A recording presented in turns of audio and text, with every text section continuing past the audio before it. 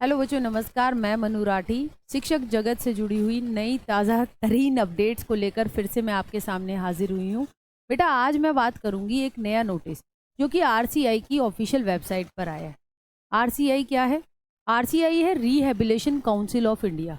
ठीक है, भारतीय पुनर्वास परिषद, जो कि रिकॉग्निशन देता है उन संस्थाओं को और करिकुलम डिज़ाइन करता है BEd special education, DElEd special education, यानी जो विशेष शिक्षा पढ़कर जो दिव्यांगजनों के जो टीचर्स बनने वाले होते हैं उनके करिकुलम डिज़ाइन का, उनके इन संस्थानों को रिकॉग्निशन देने का सारा काम आरसीआई करता है। बात क्या है कि भाई इनकी ऑफिशियल वेबसाइट पर ये एक नोटिस आया है, discontinuation of new approval to BEd special education programme, भाई एकेडमिक ईयर 2024-25। तो क्या डिसकंटिन्यूएशन हुआ है, इसको आप डाउनलोड कर सकते हैं। डाउनलोड करने के बाद इस तरीके की विंडो खुल जाएगी। देखिए, ये इस तरीके से आपका एक नोटिस आया है जिसको आप देख सकते हैं। पूरा एक सर्कुलर है।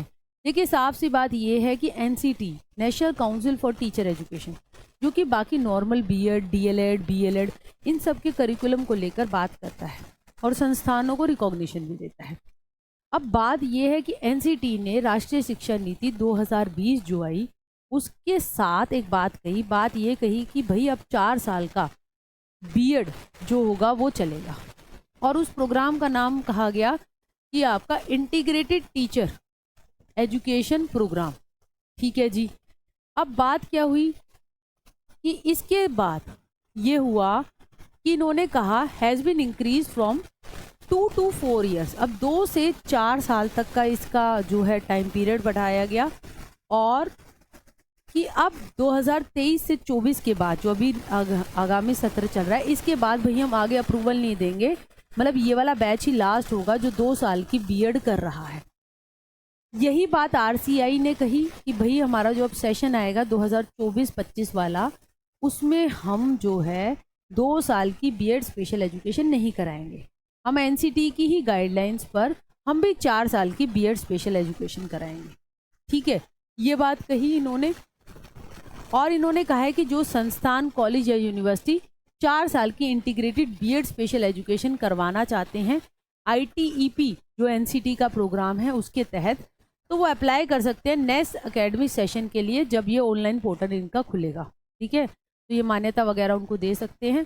तो भाई जो बीएड स्पेशल एजुकेशन जिसमें कंपटीशन काफ़ी कम है, क्योंकि एक्चुअली क्या है कि हर स्कूल में एक प्राइमरी पे, एक टीजीटी लेवल पे स्पेशल एजुकेटर की पोस्ट निकली।